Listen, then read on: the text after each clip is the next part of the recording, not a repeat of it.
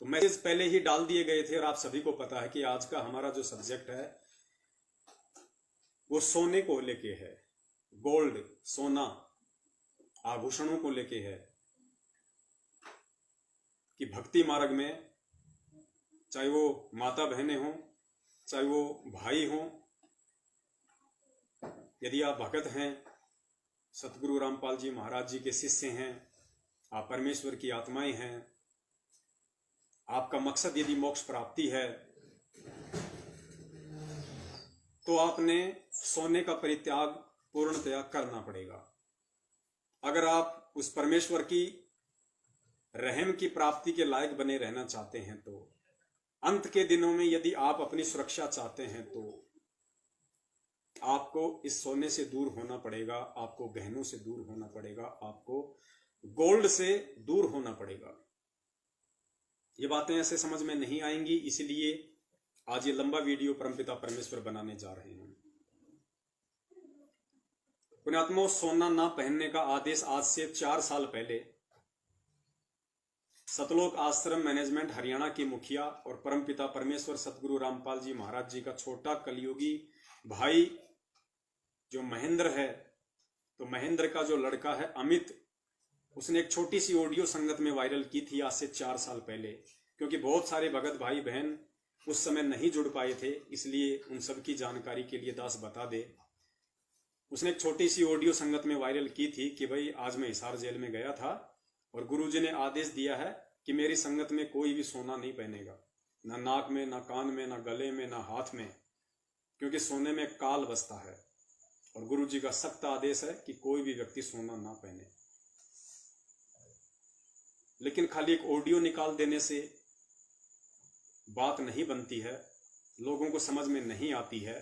और दूसरी बात, जब तक वो संदेशा जो आप संगत को दे रहे हैं, जब तक वो संदेशा देने का ठीक का समय नहीं आएगा और संदेशा देने वाला जब तक उस परमेश्वर का कृपा पात्र नहीं होगा, वो संदेशा देने वाला अपने भक्ति रूपी सफर में उस परमपिता परमेश्वर के प्रत्येक आज्ञा और वचन की पालना करते हुए नहीं चल रहा होगा, संदेशे देने वाले की करनी और कथनी में रात दिन का अंतर होगा, तो सामने वाले पे बिल्कुल भी उस बात का असर नहीं होगा। और यही कारण रहा कि पिछले 4 वर्षों में संगत वहीं की वहीं खड़ी है। आदेश पारित करने के बाद भी सार नाम प्राप्त भक्तों ने भी सोना पहनना नहीं छोड़ा। लेकिन पुण्यात्माओं, आज का वीडियो यदि परमपिता परमेश्वर के आशीर्वाद से अंत तक निर्बाध रूप से चलता रहा, बिना किसी रुकावट के, डिस्कनेक्टिंग के, तो दास अपने परमपिता परमेश्वर जी के हवाले से आपको यह कह सकता है कि जो अच्छी आत्माएं होंगी और जो इस मार्ग में मोक्ष प्राप्ति के लिए जुड़ी होंगी, वो आत्मा इस वीडियो के खत्म होते ही, चाहे वो बहन हो, चाहे भाई हो, चाहे उन्होंने नाक में कुछ पहन रखा हो, चाहे कान में पहन रखा हो, चाहे गले में सोना पहन रखा हो, वो पुण्यात्मा तुरंत उसका विसर्जन कर देंगे, उसको उतार फेंकेंगे। और जैसे ही लॉकडाउन खत्म होगा, सबसे पहले सुनार की दुकान पे जाके उसको बेच देंगे। तो चलिए हम शुरू करते हैं गुरुदेव के आशीर्वाद से आज का वीडियो। और सबसे पहले आपको सुनाते हैं महेंद्र जी के गालीबाज सुपुत्र श्री अमित जी की वो ऑडियो जो आज से 4 साल पहले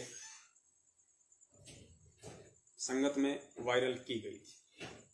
सर जी, एक आदेश आया है जी आज, अगर मतलब किसी ने नहीं सोना नहीं पहनना, किसी ने भी, किसी भाई ने, किसी बहन ने, न चैन, न गुट्ठी, न कान में, न नाक में, कहीं नहीं डालना के बिल्कुल भी। गुरुजन का है कि इसमें काला बसा है और सोना नहीं पहनेगा मेरी संगत कोई भी।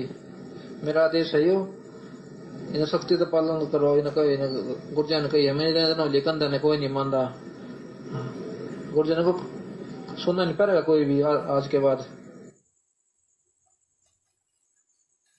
तो पुण्यात्माओं, आप जी ने ये ऑडियो सुनी महेंद्र जी के सुपुत्र श्री अमित जी की, जो दास को लगभग 4 साल पहले महाबहन की बेहुदी गालियां निकाल चुके हैं सारनाम प्राप्त होने के बाद में। तो इनके वचनों का कोई असर नहीं हुआ और ना हो सकता। दूसरी बात ये कि 4 साल पहले संगत को यह आदेश दिया गया गुरुजी की तरफ से कि सोना किसी ने नहीं पहनना है, गुरुजी का सख्त आदेश है। फिर ये भाई अपनी ऑडियो में कह रहा है कि मैंने गुरुजी से कहा कि गुरुजी हमारी कोई बात नहीं मानता है। अरे तुम्हारी बात मानेगा कैसे जब तुम खुद उस गुरु की बात नहीं मानते, उस गुरु के वचन पे नहीं चलते, तो तुम्हारी बातों का कहां से असर हो जाएगा।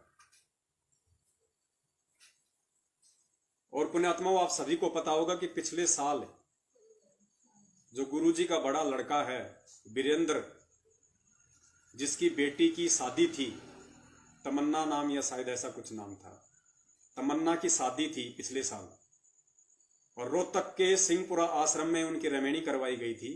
और बेटी की शादी में शामिल होने के लिए, रमेणी में शामिल होने के लिए वीरेंद्र 5-7 दिन की पैरोल पे जेल से बाहर आया था। और दास ने उस रमेणी का पोस्ट पूरी संगत में वायरल किया था कि जो वीरेंद्र की सारनाम प्राप्त लड़की थी, जिसकी रमेणी थी, उसके दोनों कानों में सोने के कुंडल डले हुए थे। तो पुण्यात्माओं, ये करनी और ये कथनी, इसमें रात दिन का अंतर है इन लोगों के। और परमेश्वर कहते हैं कि करनी तज कथनी कथे अज्ञानी दिन रात, कुत्ते ज्यों भौंकत फिरे सुनी सुनाई बात। तो ऐसे लोगों की बातों का संगत पे कोई असर नहीं होगा। उस भगत की बातों का संगत पे असर होगा जो भगत अपने गुरुदेव के प्रत्येक वचन की स्वयं पालना करता होगा, और फिर गुरुदेव के आदेश अनुसार, उनके निर्देश अनुसार गुरुदेव का निमित्त बनकर, गुरु जी का यंत्र बनकर जब अपने भाई बहनों के लिए सप्रेम, प्यार से, प्रेम से जब संदेशा संगत में देगा, तो डेफिनेटली उसका असर होगा। पुण्यात्माओं, और भी बहुत सारी बातें हैं, क्योंकि ये सोने के ऊपर वीडियो शुरू करने से पहले हमने पहले भूमिका को बहुत ही गहनता से समझना पड़ेगा। हमने एक मजबूत पृष्ठभूमि तैयार करनी पड़ेगी, ताकि हम आगे जो वीडियो हम सुनेंगे, कुछ गुरुदेव के, कुछ रामायण के, फिर हमें दृढ़ता आएगी कि हम भक्ति मार्ग में कहाँ हैं, गुरुदेव के वचन की पालना करने में हम कहाँ हैं। और वो लोग गुरु जी के प्रत्येक वचन पे कुर्बान हो गए जिनको सच्चा गुरु भी नहीं मिला था, जिनको सच्चा नाम भी प्राप्त नहीं था। वो पहले के समय में वो भगत जिनके आज गुणगान गाए जाते हैं, जिनके पास में मोक्ष मार्ग भी नहीं था, जिनका गुरु तत्वदर्शी भी नहीं था, वो अपने गुरु के प्रत्येक वचन पे कुर्बान हो गए। तो सोचिए, आज जब हमें सच्चा गुरु मिल गया, सच्चा भक्ति मार्ग मिल गया, परमात्मा मिल गया, आज तो पुण्यात्माओं हमें कुर्बान हो जाना चाहिए। लेकिन फिर भी हम कहाँ गफलत कर रहे हैं, और उस गफलत के चलते हम कहाँ कहाँ मार खाने वाले हैं और खा रहे हैं। तो भक्ति मार्ग में आने के बाद में सर्वप्रथम तो गुरु वचन, इस बात को हमने गांठ बांध लेनी चाहिए कि गुरु वचन, 2 प्रकार के गुरु वचन। पहला गुरु वचन गुरु का सन्मुख आदेश, और दूसरा सबसे बड़ा गुरु वचन गुरु का सत्संग रूपी आदेश। एक भगत के लिए केवल ये 2 ही प्रकार के आदेश या वचन मानने होते हैं। गुरुदेव के नाम पे कोई थर्ड पर्सन आके आपको कोई आदेश दे, वो गुरु आदेश नहीं होता, गुरु वचन नहीं होता। वो भी अगर आपने मानना है तो अपने गुरु के सन्मुख दिए गए आदेश और गुरु के सत्संग रूपी वचन को पहले ध्यान से पढ़ लेना कि वास्तव में ऐसा कोई आदेश मेरे गुरुदेव की शिक्षा अनुसार है या नहीं है, तभी उसकी पालना करनी है। अन्यथा वो काल का जाल होगा, वो सूक्ष्म चाल होगी काल भगवान की आपको ठगने की। तो पुण्यात्माओं, किस प्रकार इस भक्ति मार्ग में आने के बाद में गुरुदेव के ज्ञान को आधार बना के, गुरुदेव की शिक्षाओं को अपने ऊपर धारण करके हमने जीवित मरना पड़ेगा, तब ये काल भगवान हमें यहां से निकाल फेंकेगा। गुरुजी ने एक सत्संग में बताया कि एक सेठ और सेठानी थे, वो अपने गुरु के पास में सत्संग सुनने जाया करते थे किसी आश्रम में। काफी समय हो गया था उनको साध संगति करते हुए। उनके घर में एक तोता था। तोता काफी समय से पिंजरे में कैद था, और तोता पिंजरे से स्वतंत्र होना चाहता था, लेकिन कोई रास्ता नजर नहीं आ रहा था। पुण्यात्माओं, भले ये कहानी है, लेकिन गुरुदेव ने कहा कि इस कहानी को आधार बना के हमने अपने वर्तमान जीवन में लागू करनी पड़ेगी, तब हम सफल होंगे। ये फॉर्मूले होते हैं, वो सारी सृष्टि का रचनहार भी यहीं के फॉर्मूले बता बता के हमें समझाने की कोशिश करता है, क्योंकि हम इस काल के लोक में रहते हैं और हम यहाँ की भाषा से ही हम समझ पाएंगे। देखिए, यदि हम जानवर होते और जानवर योनि में यदि मोक्ष प्राप्त हो पाता, तो उस परमात्मा को जानवर बन के ही हमें समझाना पड़ता। लेकिन आज हम मनुष्य योनि में हैं और मनुष्य योनि में ही मोक्ष प्राप्त किया जा सकता है। तो परमेश्वर आज देवता योनि में नहीं, बल्कि मनुष्य योनि में आके एक लीला करके ही, अपने जैसा बनके ही हमें समझा रहे हैं।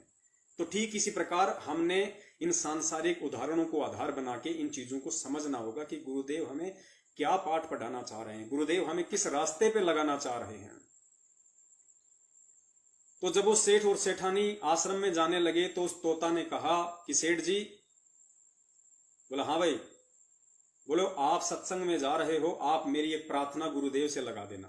बोला बताइए क्या प्रार्थना है। आप गुरुदेव से ये पूछना कि गुरुदेव मेरे घर में जो तोता है उसने ये सवाल किया है, आप जी से ये प्रश्न किया है, ये प्रार्थना भेजी है कि हे गुरुदेव इस पिंजरे से मेरी मुक्ति कब होगी, इस पिंजरे से मेरी मुक्ति कैसे होगी। तो सेठ ने कहा कि कोई बात नहीं, ये तो मैं पूछ लूंगा।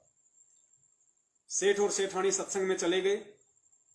सत्संग समाप्त होने के उपरांत उनको याद आया कि भाई उस तोताराम ने कोई गुरुदेव से प्रार्थना लगाने के लिए याचना की थी। तो सेठ जी सत्संग के उपरांत गुरुदेव के पास गए और कहा कि गुरुदेव मेरे घर पे एक तोता है, काफी समय से वो पिंजरे में कैद है, आज उसने एक प्रार्थना भेजी है आपके लिए। उसने कहा कि गुरुदेव से ये याचना करना, मेरी तरफ से ये प्रार्थना करना और गुरुदेव से पूछना कि इस पिंजरे से मेरी मुक्ति कैसे होगी। पुणात्माओं, इस कथा में पैरालल हमने तत्व ज्ञान आधार से समझना होगा। पिंजरा 21 ब्रह्मांड, तोता आप और हम सभी जीव, और तोते को पिंजरे में कैद किसने कर रखा? उस सेठ ने, वो काल रूपी सेठ। और समाधान किससे पूछा? गुरु से। तो जब ये सवाल सेठ ने अपने गुरु से किया तो पुण्यात्माओं गुरुदेव अचानक से बेहोश होके जमीन पे गिर पड़े, ना हिल रहे ना डुल रहे, बिल्कुल शांत। तो सेठ को तो पसीने आ गए कि यार ये मैंने क्या पूछ लिया, और मेरे पूछने से गुरुजी के दिल का दौरा पड़ गया। सेठ तो दबे पांव वहां से निकल गया कि कल को कोई आफत ना आ जाए, मेरे ऊपर कोई ब्लेम ना आ जाए। सेठ और सेठानी वापस अपने घर को आ गए। घर पे जैसे आए तो तोता ने पूछा जी मेरी जो प्रार्थना थी क्या आपने गुरुदेव से पूछी?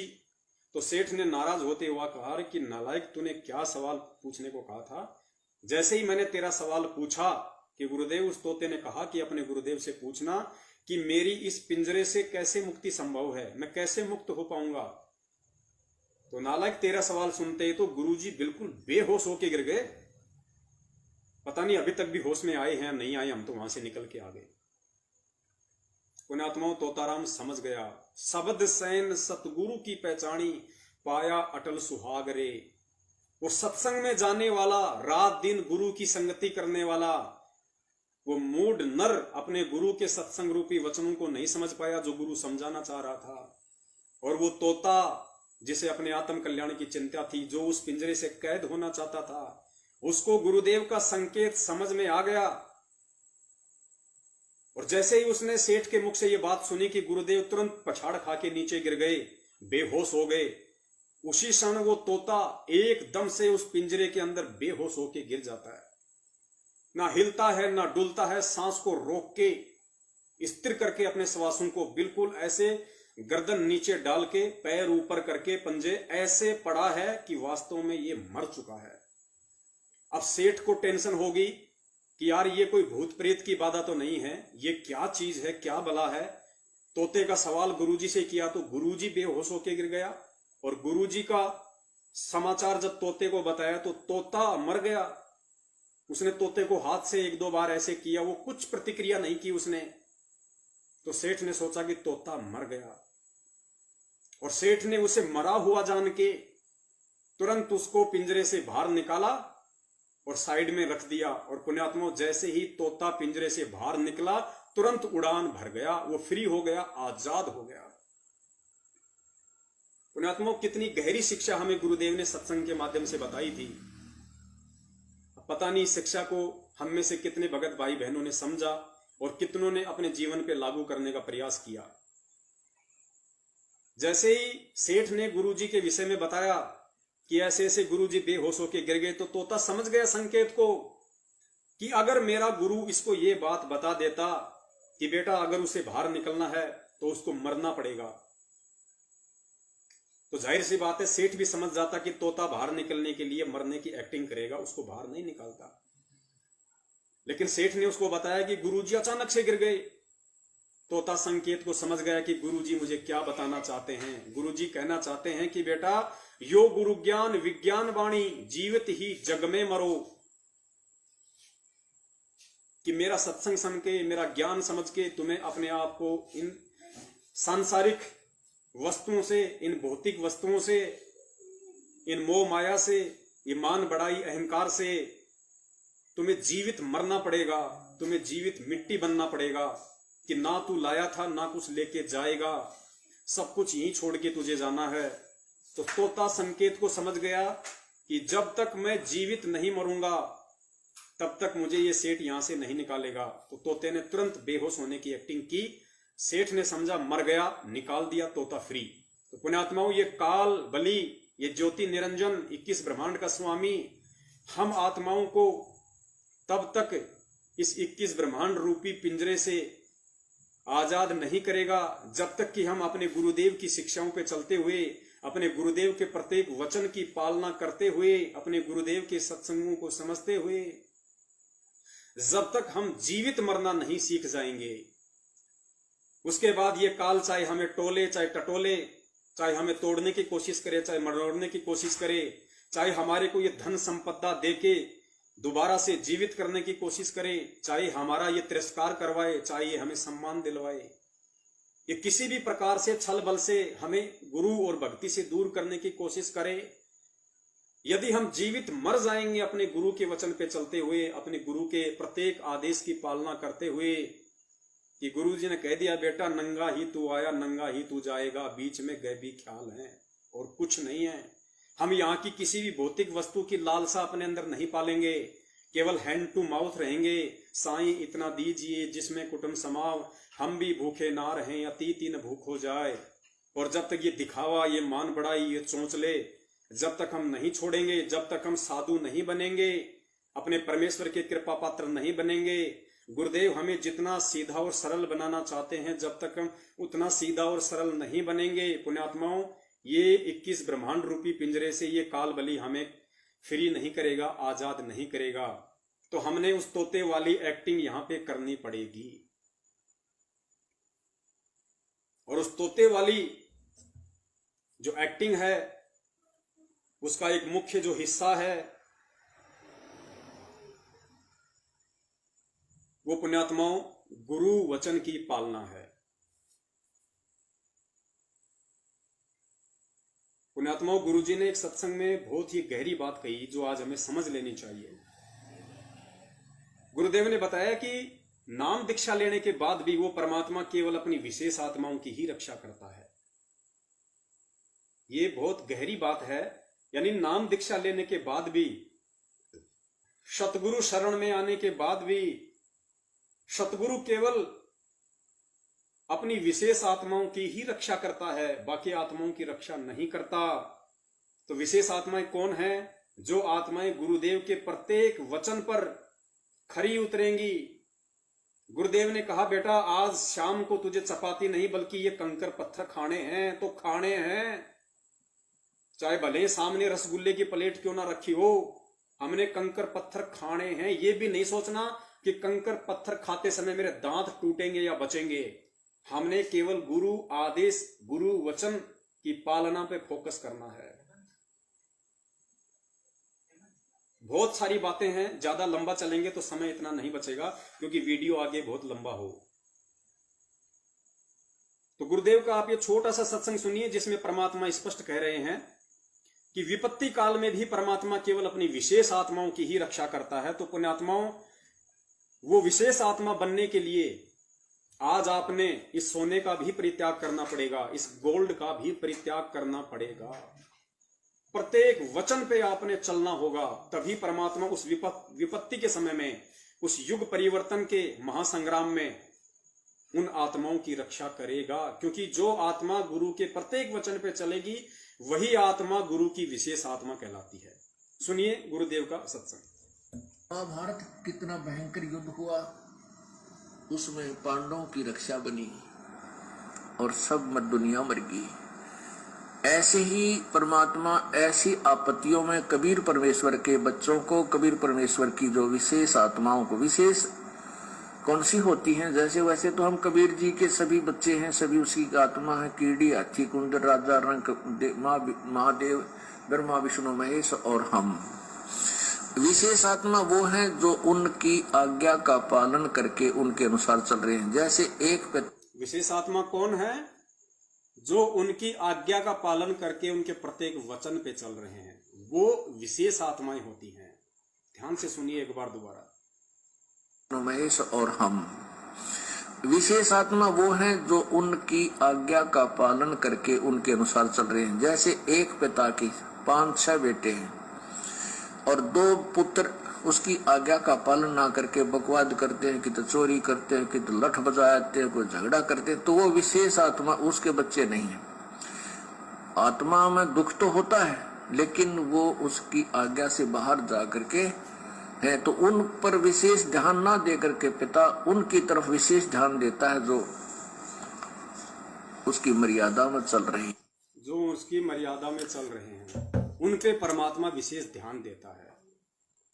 तो पुण्यात्माओं, नाम दीक्षा लेके, सतनाम लेके, सारनाम लेके अगर कोई कुकर्म कर रहा है तो उसको करने दो, हमें ध्यान नहीं देना। अगर कोई गुरुदेव से नाम दीक्षा लेके और सतनाम प्राप्ति के बाद भी यदि कोई सोना धारण करता है, ज्वेलरी पहनता है, चाहे आर्टिफिशियल हो, चाहे सोना हो, चाहे चांदी हो, हमने उन पे ध्यान नहीं देना। वो अपने कर्म फोड़ते रहें। हमने सतगुरु का कृपा पात्र बनना है, हमने अपने आत्म कल्याण की चिंता है, तो हमने गुरु के प्रत्येक वचन की पालना करनी होगी। स्पष्ट कर दिया गुरुदेव ने कि विशेष आत्मा वो होती हैं जो अपने गुरु के आदेश में चलते हुए उनके प्रत्येक वचन की पालना करती हैं। और जो लड़ाई झगड़ा करे, जो कर्म कुकर्म करे, जो आप देख रहे हो, जो राजनीतियां कर रहे हैं, जो आरक्षणबाजियां कर रहे हैं, जगत वालों के साथ में बहन के ठाके लगाते हैं, जगत वालों के साथ में मिलके उनकी सीबीआई जांच के लिए प्रयास करते हैं। बताओ, भगत होके गुंडों की सीबीआई जांच, कुपात्रों को दान दे रहे हैं, भक्तों के साथ में मारपीट करते हैं। जैसे ये सारे सारनाम प्राप्त सतलोक आश्रम मैनेजमेंट हरियाणा के वर्ल्ड कोऑर्डिनेटर से लेके मुख्य सेवादार जयपुर में आके मुझ पवन दास के घर पे, दास के जो बच्चे हैं उनको रसोई में धक्का मार के बंद करके बाहर से कुंडी लगा के, और 4-5 ये सारनामी लोग 10 मिनट तक मुझदास को जानवर की तरह होकी से मारते हैं। पुण्यात्माओं, कौन विशेष आत्माएं हैं परमात्मा की।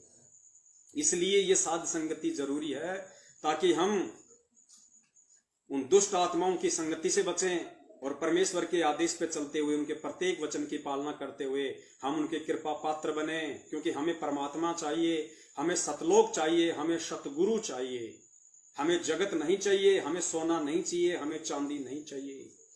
हमें इस देश और दुनिया की लोक लाज के भय से दूर हटके हमने अपने सतगुरु की मेहर चाहिए। परमेश्वर कहते हैं, लोक लाज मर्याद जगत की तिनके जो तोड़ बगावे, जब कोई राम भगत गति पावे। तो आज जो मेरी माता बहनें हैं, जो आज ये वीडियो देख रही हैं और जो अभी तक सोना पहनना नहीं छोड़ पाई हैं, रीजन चाहे कुछ भी हो, चाहे उन्हें जानकारी ना हो इस चीज की, इसलिए वो नहीं छोड़ पा रही थी, या कोई मान बढ़ाई का रीजन हो, कोई दिखावे का रीजन हो कि पड़ोसी क्या कहेंगे, रिश्तेदार क्या कहेंगे कि तूने तो सोना भी नहीं पहन रखा, तूने कान में भी नहीं पहन रखा, ये क्या कर दिया तूने। चाहे मान बढ़ाई हो, चाहे बिना जानकारी के। तो अगर मान बढ़ाई है तो आज मान बढ़ाई को भी आपने तोड़ के फेंकना होगा। अगर अज्ञानता है तो उसके लिए परमात्मा आज अपने दास को निमित्त बना के आप जीव तक ये संदेशा पहुंचा रहे हैं। तो स्पष्ट हुआ कि परमेश्वर केवल आपत्ति के समय में अपनी विशेष आत्माओं की ही रक्षा करता है, अन्य आत्माओं की रक्षा नहीं करेगा।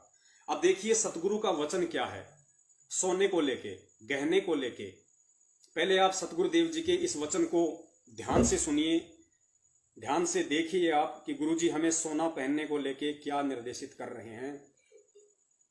हमें गुरुजी सोना पहनने का आदेश दे रहे हैं या सोना पहनने से मना कर रहे हैं। अगर मना कर रहे हैं तो ये हमारे गुरु का आदेश है, और अपने गुरु के प्रत्येक आदेश की, उनके वचन की पालना हमारा प्रथम कर्तव्य, हमारा प्रथम धर्म है। यदि हम भगत हैं तो भक्ति बिना क्या होते हैं ये भरम रहा संसारे, रति कंचन पाया नहीं रावण चलती बार। सर्व सोने की लंका थी, किसा को बद्दी था, करके भक्ति सिद्धि प्राप्त रिद्धि प्राप्त करके, और सोने की लंका जैसे हम गारा की ईंट पका के और मकान बनाते हैं, वो सोने की ईंट बना के, छोटी छोटी ईंटें होती थी पहले, और उनसे सोने ही की वो गारा बना के और महल बनवा रखे थे उसने। इतना धनी था। और आप दौरे मुश्किल से 50-20 ग्राम 20 तोले सोना होगा था, बड़ा बड़ा सेठ होगा जिस पर 20-30-40 तोले सोना हो गया।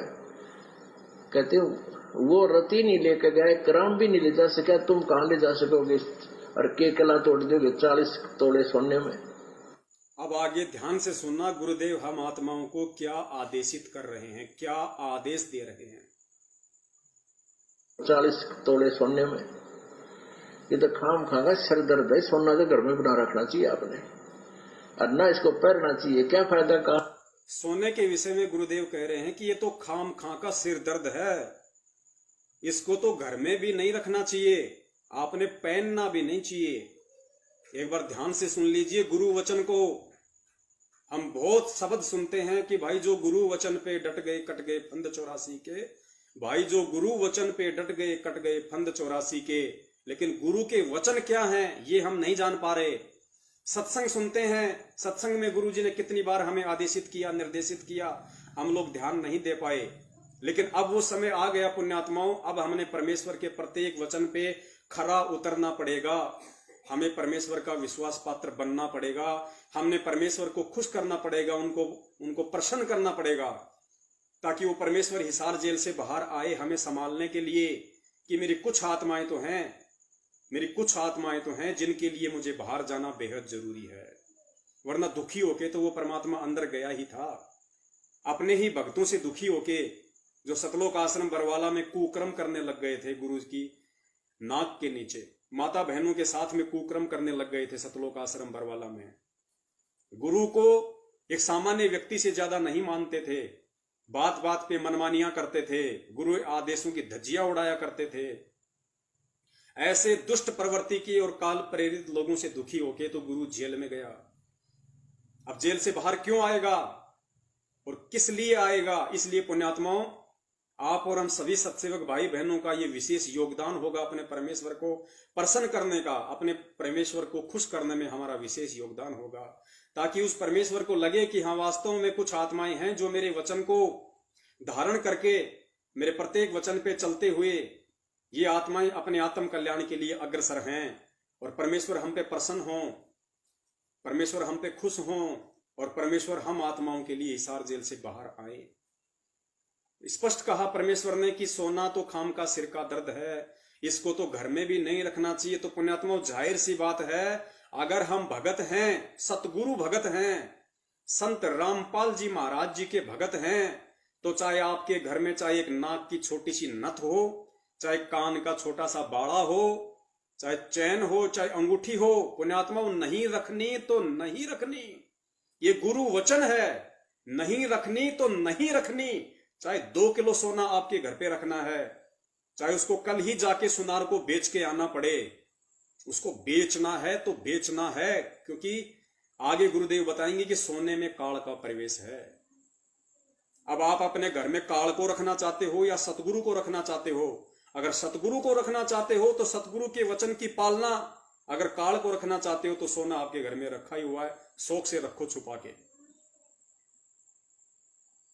वो रति नहीं लेके गए, ग्राम भी नहीं ले जा सका, तुम कहां ले जा सकोगे, और के कला तोड़ दोगे 40 तोले सोने में। ये तो खाम खागा सर दर्द है। सोना तो घर में बना रखना चाहिए आपने, और ना इसको पहनना चाहिए। क्या फायदा कान में डाल लिया, नाक में डाल लिया, 36 पंगे कड़े बना लिए। परमात्मा ने इतना सुंदर शरीर दे रखा है, इस पर आडंबर करने की कतई जरूरत नहीं। परमात्मा ने इतना सुंदर शरीर दे रखा है, इस पे आडंबर करने की जरूरत नहीं है। ये वचन है परमात्मा का, तो हमने आडंबर नहीं करना। हमने ये गहने पहन के, चाहे सोने के हों, चाहे चांदी के हों, चाहे नकली हों, चाहे आर्टिफिशियल हों, हमने आडंबर नहीं करना तो नहीं करना। ये सतगुरु का वचन है और हमने इसकी पालना करनी पड़ेगी। शब्द सैन सतगुरु की पहचानी, पाया अटल सुहाग रे। पुण्यात्मा 1994 से 2014 तक परमात्मा यही बातें समझा रहे थे, लेकिन हम उस समय इन बातों को समझने के लायक नहीं बने। आज यदि वो परमात्मा हमारा ज्ञान योग खोल रहा है, हमें उन सत्संगों को समझ पाने की यदि सद्बुद्धि दे रहा है, तो पुण्यात्माओं आज हमने परमेश्वर के द्वारा दी जा रही उस सद्बुद्धि का भरपूर फायदा उठाना है। आज यदि हम इस परमेश्वर के प्रत्येक वचन की पालना नहीं करेंगे तो पुण्यात्माओं कल को ये उम्मीद बिल्कुल मत करना कि गुरुजी मुझे बचाएंगे, क्योंकि जो गुरु का नहीं हो सका तो गुरु उसकी रक्षा क्यों करेगा। और ना इसको पढ़ना चाहिए, क्या फायदा कान में डाल लिया, कान आंख नाक में डाल लिया, 36 पंगे कड़े बना लिए। परमात्मा ने इतना सुंदर शरीर दे रखा है, इस पर आडंबर करने की कतई जरूरत नहीं। इसे भगवान रुष्ट होता है। भगवान की भक्ति करें, इससे क्या होता है? इससे भगवान रुष्ट होता है, नाराज होता है, दुखी होता है। और रोज परमात्मा नित्य नियम में पढ़ाते हैं कि जिन बातन से गुरु दुख पावे तिन बातों को दूर भगावे, सतगुरु को पूर्ण ब्रह्म कर जाने और भाव कभू नहीं आने। ये गुरु वचन है जो हम रोज पढ़ते हैं कि गुरु को पुरुष ब्रह्म कर जाने और भाव कभू नहीं आने, और जिन बातन से गुरु दुख पावे तिन बातों को दूर भगावे। उन सभी कर्मों को, उन सभी बातों को अपने से दूर फेंक दो जिन बातों से हमारा गुरु रुष्ट हो, नाराज हो। तो देखिए गुरु जी कह रहे हैं कि अगर आप भगत हो कि अपने घर में भी सोना रखते हो, आप अगर अपने अंगों पे सोना पहनते हो शरीर पे, तो इससे परमात्मा रुष्ट होता है। और परमात्मा कौन? गुरु। पुण्यात्माओं हमें सतगुरु का कृपा पात्र बने रहना है। हमें अपने रिश्तेदारों का कृपा पात्र नहीं बनना, हमें अपने समाज और देश का कृपा पात्र नहीं बनना। हमने अपने आत्म कल्याण के लिए अपने परमेश्वर का कृपा पात्र बनना, अपने सतगुरु का कृपा पात्र बनना है। और सतगुरु का कृपा पात्र बनने में और उनके प्रत्येक आदेश की और वचन की पालना करने में, चाहे हमें कितना ही नुकसान होता क्यों ना दिखाई दे, वो हमें दिख रहा है, लेकिन वो परमेश्वर नुकसान होने नहीं देगा।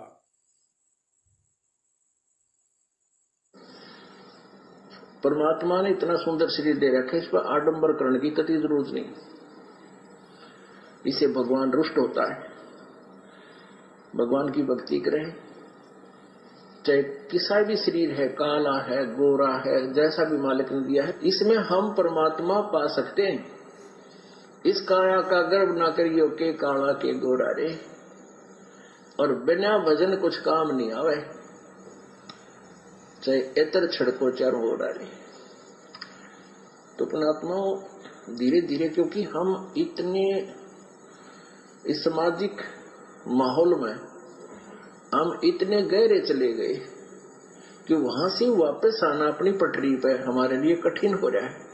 हम दलदल में धस गए, लेकिन परमात्मा का सहारा आपको एक क्रेन का काम करेगा।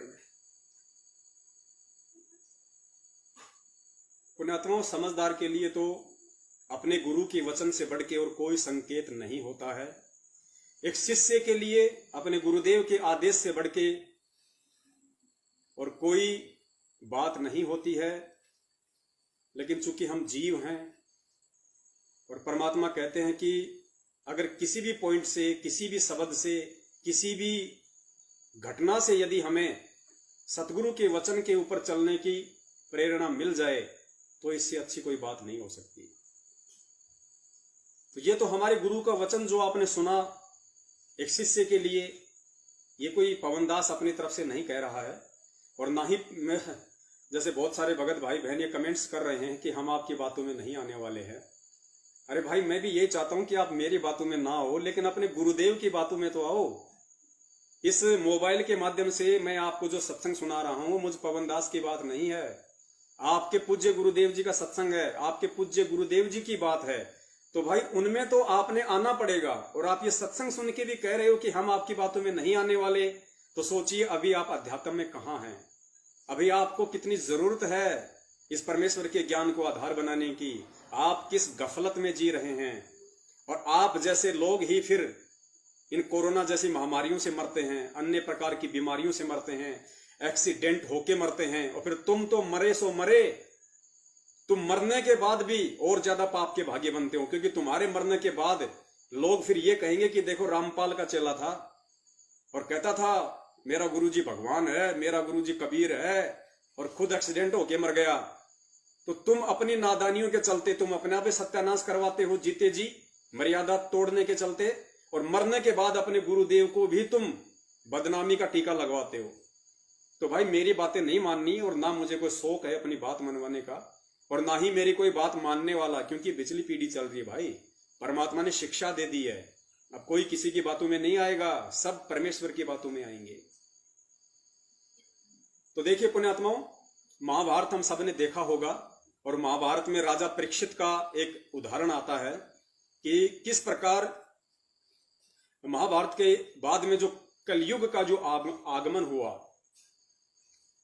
तो जो कलयुग था, जो कली था, सर्वप्रथम उसका वास सोने के अंदर हुआ, गोल्ड में, क्योंकि ये नियति थी। जिस प्रकार सतयुग के बाद में त्रेता युग आता है, त्रेता के बाद में द्वापर आता है, द्वापर के बाद में एक कलयुग आता है, तो कलयुग ने तो आना ही आना था। और जब वो कली, वो काल भगवान राजा परीक्षित से उसकी भेंट हुई और उसने अपने रहने की जगह मांगी, तो राजा परीक्षित ने उससे कहा कि आप सोने में निवास कर सकते हैं, आप सोने में वास कर सकते हैं, गोल्ड में। और ये शब्द सुनते ही, ये आज्ञा प्राप्त करते ही काल भगवान ठाके मार के हंसने लगा, और सोना राजा जो परीक्षित था उसके मुकुट के ऊपर था, उस मुकुट में जाके समा गया सूक्ष्म रूप में, और तुरंत उसने राजा जो परीक्षित था उसकी बुद्धि को बदल दिया काल प्रेरणा से। और जो शमिक ऋषि था उसके गले में मरा हुआ सांप डलवा दिया, और शमिक ऋषि के बेटे ने राजा परीक्षित को तक्षक नाग के डगने का श्राप दे दिया।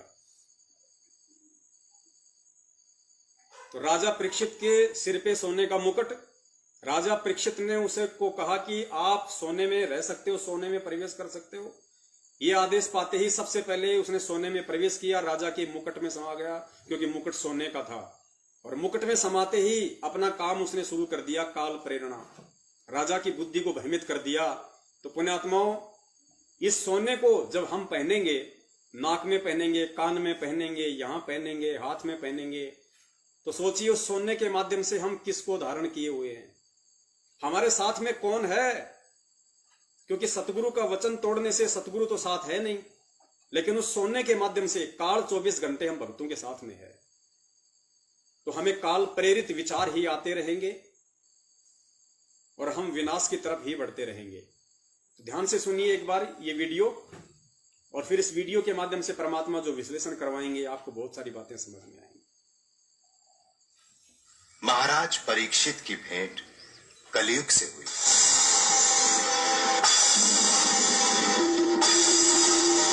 कलयुग ने महाराज परीक्षित से धरती पर रहने के लिए स्थान मांगा और कहा कि मैं आपकी शरण में आया हूं। महाराज ने उत्तर दिया, तुमने पांडव वंशी राजा से शरण मांगी है, हम तुम्हें रहने का स्थान अवश्य देंगे। जहां जुआ खेला जाता हो, जहां मद्यपान होता हो, जहां परस्त्री संग हो और जहां हिंसा होती हो।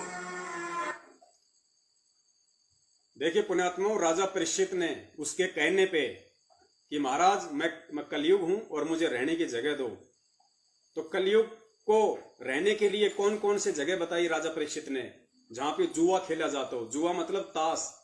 अब बहुत सारे भाई कह देते हैं कि यार गुरुजी ताश खेलने के लिए क्यों मना करते हैं, ताश में क्या दिक्कत है, ना कोई नॉनवेज है ना कोई दारू है, आपस में भाई लोग ही तो बैठ के ताश खेलते हैं, ताश खेलने में क्या दिक्कत है। तो देखो पुण्यात्माओं, इन घटनाओं से हमें समझ में आएगा कि राजा जो परीक्षित था उसने कहा कि जहां पे जुआ खेला जाता है वहां पे जाके तुम निवास करो। तो जुआ खेलने की जो जगह है, जो ताश खेलने की जगह है, वहां पे काल का निवास है। क्योंकि ताश खेलते खेलते खेलते खेलते कौन सी बात पे वो अड़ जाए, धक्का धक्की हो जाए, मुक्का मुक्की हो जाए, 1 मिनट में लेके पत्थर सामने वाले का सिर फोड़ दे, हो गया काल का प्रवेश। इसलिए गुरुदेव कहते हैं कि बच्चों ना हमने ये ताश भी नहीं खेलनी, ताश खेलने वालों के पास में बैठना भी नहीं है। तो पुण्यात्माओं, गुरु ने जो वचन बोल दिया उस वचन का एक सार्थक मतलब है। अब वो मतलब हमें समझ में आता है या नहीं आता है, या वो कब आता है, ये बात की बात है, लेकिन गुरु ने जो कह दिया वो फाइनल है। इसलिए हमने गुरु के प्रत्येक वचन की पालना करनी है। तो पहला कहा कि जहां पे जुआ खेला जाता तुम वहां जाके निवास करो। दूसरा कहा कि जहां पे पर स्त्री गमन होता है, जहां पे मतलब वेश्यावृत्ति होती है, जहां पे दुष्कर्म होते हैं, वहां जाके निवास करो। सुनिए 4 स्थान उन्होंने बताए। तुमने पांडव वंशी राजा से शरण मांगी है, हम तुम्हें रहने का स्थान अवश्य देंगे। जहां जुआ खेला जाता हो, जहां मद्यपान होता हो, मद्यपान, जहां पर स्त्री संग हो, पर स्त्री और जहां हिंसा होती हो, हिंसा, सो तुम वहीं रहो। प्रभु, ये चारों स्थान सीमित हैं। मुझे कोई और स्थान भी प्रदान करें।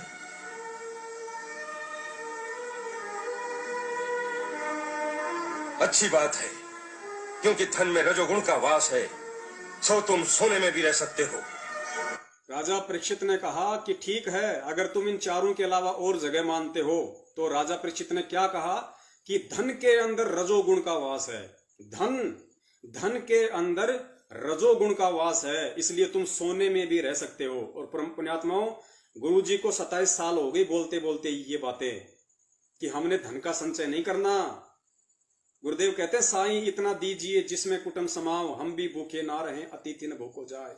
और पिछले से पिछली बार परमात्मा ने दास को निमित्त बना के लाइव साध संगति में उस आने वाले महाविनाश से बचने के लिए, गुरु का कृपा पात्र बने रहने के लिए संदेशा दिलवा दिया था इस वाणी को माध्यम बना के कि साईं इतना दीजिए जिसमें कुटुंब समाओ, हम भी भूखा ना रहें, अतिथि न भूखो जाए। एक भगत ने अपने घर में नगद रूप में 15 से 20 हजार रुपए से ज्यादा नहीं रखना, वरना आपकी आस्था और आपकी जो रक्षा और जो सुरक्षा है वो पैसा ही बन के रह जाएगा। और वो पैसा, वो धन आपकी कितनी रक्षा और सुरक्षा कर सकता है, भली बात परिचित है। अंत में रक्षा परमात्मा ही करेगा। आपके घर में चाहे 5 लाख रुपए रखे हैं, और आने वाले समय में जो अकाल पड़ेगा, जो भूखमरी होगी, जो दाने दाने के लिए दुनिया मोहताज हो जाएगी, तो आप 1 लाख रुपया देके भी उस समय 1 किलो आटा नहीं खरीद पाओगे। तो बताइए, आपकी रक्षा उस पैसे ने की या वो सतगुरु आपके रसोई में अपनी समर्थता से आटे का मटका भर के करेगा? लेकिन भरेगा किसका? जो सतगुरु के वचन पे चलेगा कि साईं इतना दीजिए जिसमें कुटुंब समाओ, हम भी भूखे ना रहें, अतिथि न भूखो जाए। अगर घर में ज्यादा पैसा है तो परमेश्वर ने उसका इस्तेमाल करना। इस दास के माध्यम से आपको संदेशा दिलवा दिया था। अगर गुरु है तो गुरु को दान करो, अगर गुरु नहीं है तो अपने भगत भाई बहनों की हर संभव मदद करो, सहायता करो। तो राजा परीक्षित ने कहा कि तुम सोने में रह सकते हो, क्योंकि धन में रजोगुण का वास है। अच्छी बात है, क्योंकि धन में रजोगुण का वास है, सो तुम सोने में भी रह सकते हो। जो आज्ञा प्रभु।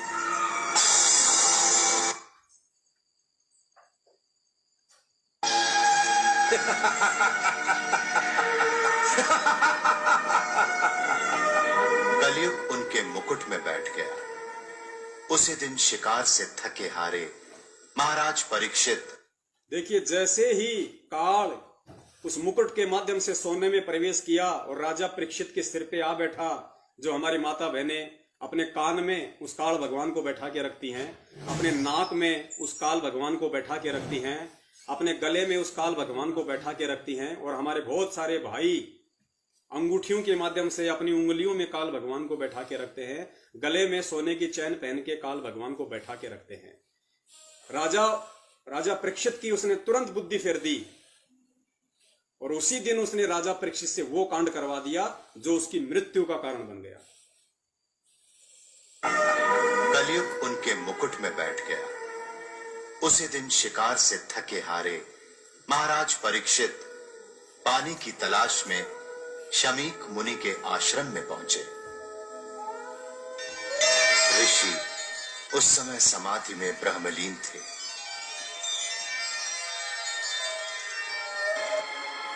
क्रोधवश उन्होंने एक मरा हुआ सांप महर्षि शमीक के गले में डाल दिया।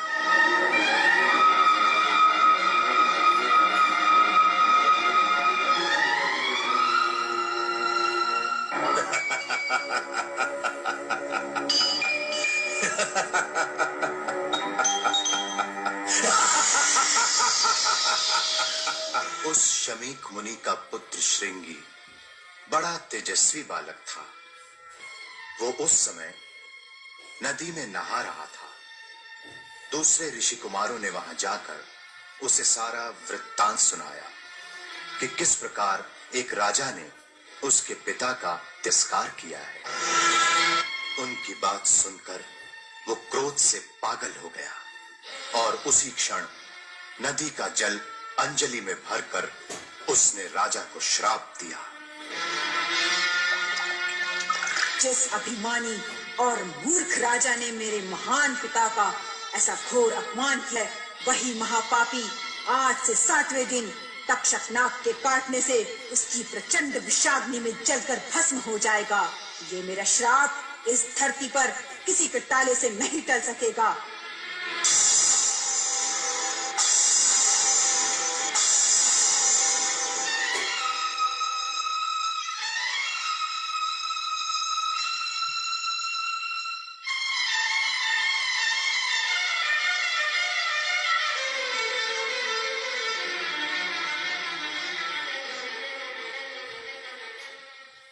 ये विनोद मेरे साथ किसने किया? गुरुदेव, कोई राजा आया था।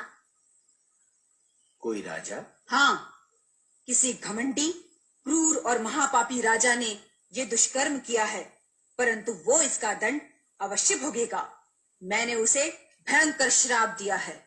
श्राप? हाँ पिताश्री, आपका जो अपमान करेगा वो उस पाप का दंड अवश्य पाएगा। तक्षक नाग के विष में जो भयंकर ज्वाला होती है, आज से 7वें दिन उसी ज्वाला की लपटों में वो पापी भस्म हो जाएगा। तुम जानते हो वो कौन था? नहीं। बिना जाने ही दंड दे दिया?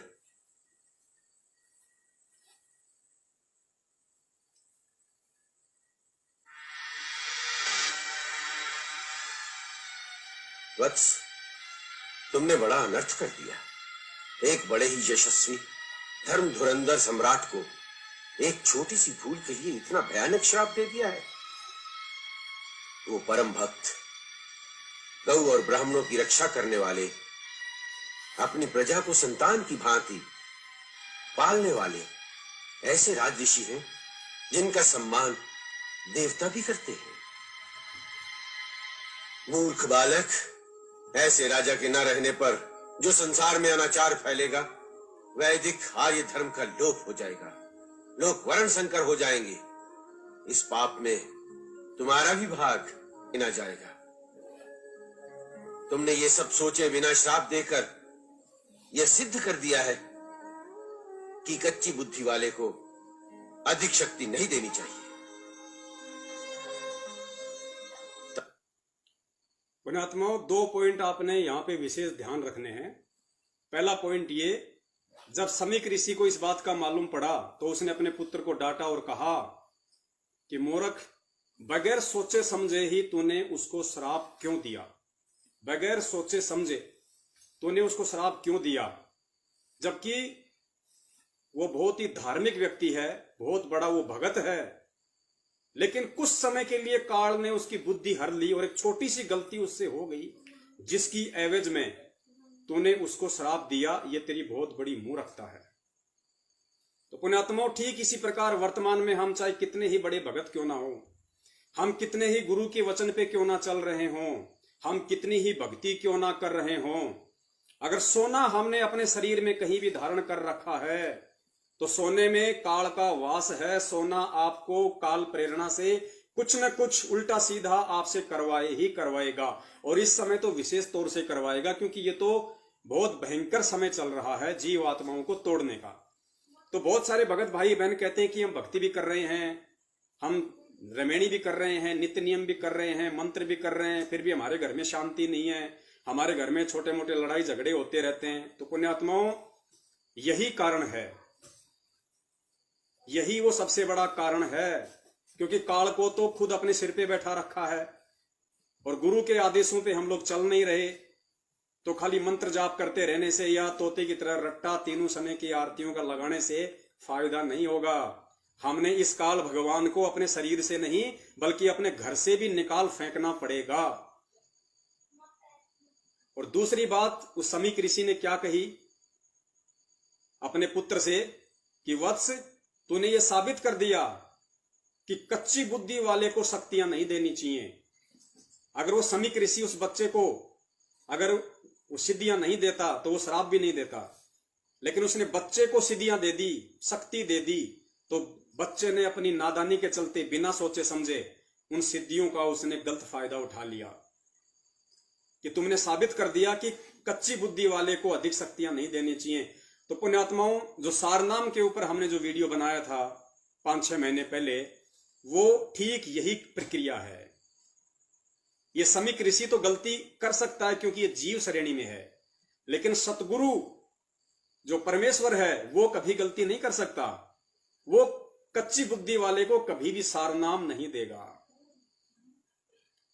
और आपने पिछले 6 साल से उनके जेल जाने के बाद सतलोक आश्रम मैनेजमेंट हरियाणा स्टेट कोऑर्डिनेटर, जिला कोऑर्डिनेटर, नामदान संचालक, गुरुजी का परिवार, बेटा, भाई, बंधु, रिश्तेदार, ये कितनी कच्ची बुद्धि के हैं, इनके कुकर्म अपने अच्छे से देख लिए होंगे।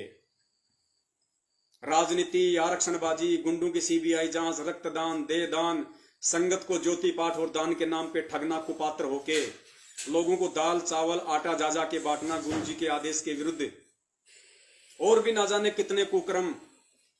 आरक्षण वालों को जा जाके 16-16 लाख रुपया उनको चंदा देना, जबकि ये गुरुजी का आदेश नहीं है चंदा देना। हरियाणा के 8 गांव में अपने जाट साथियों को धर्मशाला बनवाने के लिए 10 लाख रुपए का चेक देना, ये गुरु आदेश में नहीं है। भक्तों के साथ में मारपीट करना, लड़ाई झगड़े करना, बात बात पे मां बहन की गालियां देना, ये कच्ची बुद्धि का परिणाम है। ये कच्ची बुद्धि जो स्पष्ट दिखाई दे रही है, तो सोचिए, समीक ऋषि तो जीव संज्ञा में होने के कारण गलती कर सकता है, लेकिन आपका सतगुरु जो स्वयं परमेश्वर है, क्या वो गलती कर सकते हैं? सारनाम का मतलब होता है शक्ति, पावर। जब आपको सारनाम मिल जाएगा, आपके अंदर शब्द शक्ति आ जाएगी। सार शब्द सरजीवन बूटी, घिस घिस अंग लगावे। सार नाम के जाप से आपके अंदर पावर आएगी, शक्ति, सिद्धियां आ जाएंगी।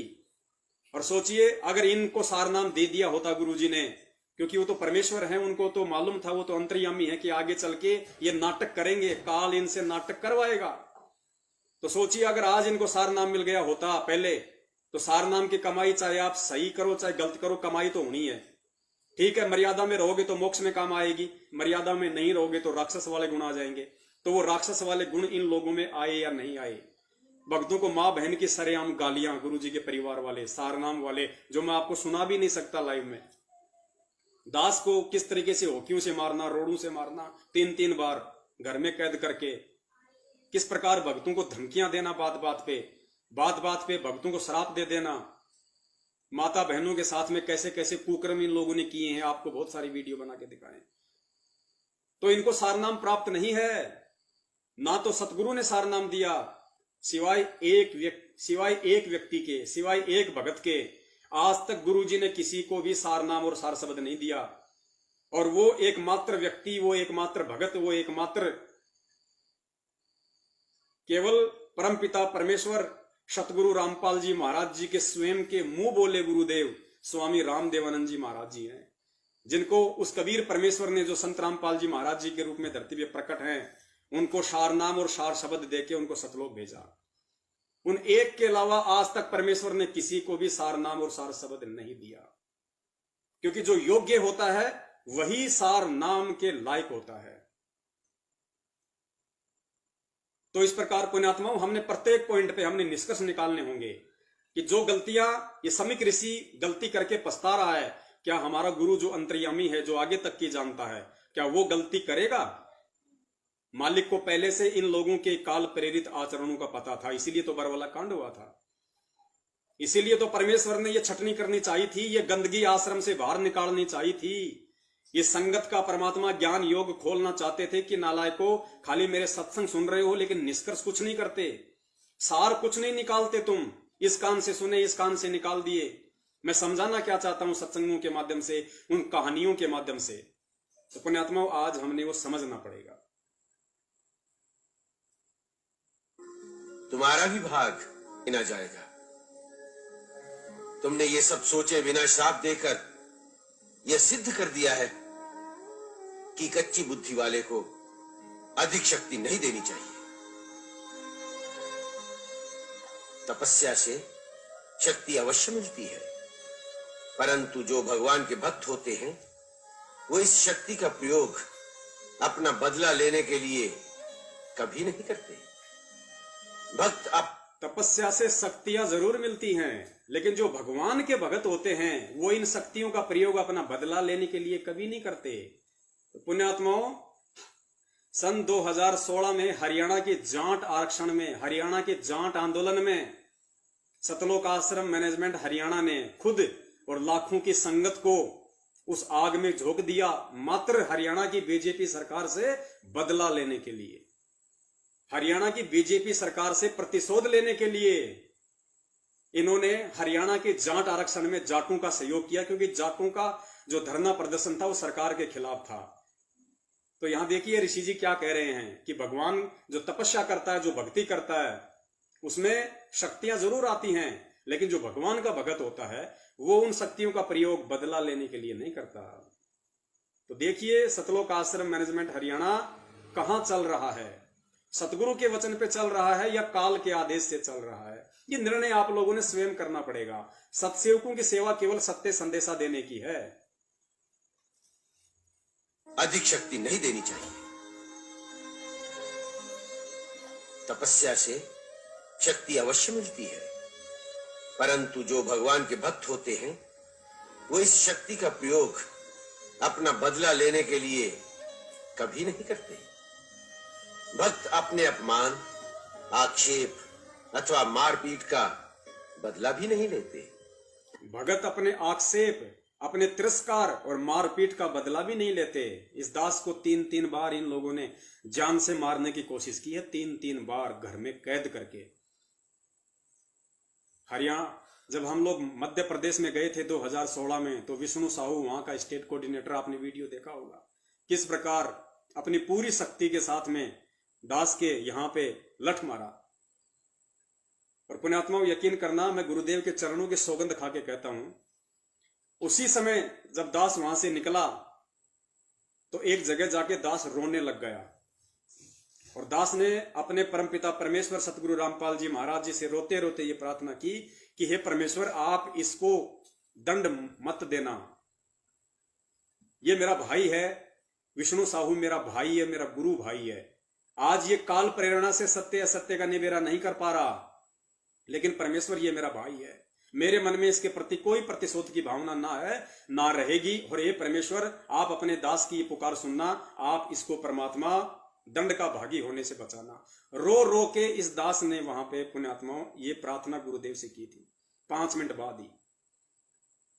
उसके बाद ये लोग जयपुर में आए, मुझ दास को जानवर की तरह वहां पे अधमरा करके चले गए। दास ने इतना भी अपने मन में इनके प्रति कोई प्रतिशोध की भावना नहीं लाई, इतनी भी, क्योंकि हमें परमेश्वर के विधान का पता है, समय आने पे जो जैसा करेगा उसको अपना अवश्य मिलेगा। और आज ये समीक ऋषि क्या शिक्षा दे रहे हैं। जब एक जगत वाला ऐसी शिक्षा दे सकता है, और जब एक परम पिता परमेश्वर गुरु बन के हमें शिक्षा देगा, तो हमें उस शिक्षा पे खरा उतरना पड़ेगा। तो चाहे हमें कोई अच्छा कहे, चाहे हमें कोई बुरा कहे, चाहे हमें कोई मारे, चाहे पीटे, लेकिन हम यदि भगत हैं तो हमने भगत वाले लक्षणों को अंतिम श्वास तक धारण किए रखना होगा, तभी परमात्मा प्रसन्न होगा। परंतु जो भगवान के भक्त होते हैं वो इस शक्ति का प्रयोग अपना बदला लेने के लिए कभी नहीं करते। भक्त अपने अपमान, आक्षेप अथवा मारपीट का बदला भी नहीं लेते। तुमने तो एक निर्दोष राजा पर प्रहार किया है, जिसकी बुद्धि कुछ समय के लिए कलिकाल ने हर ली थी। तुमने ये घोर अनर्थ किया है।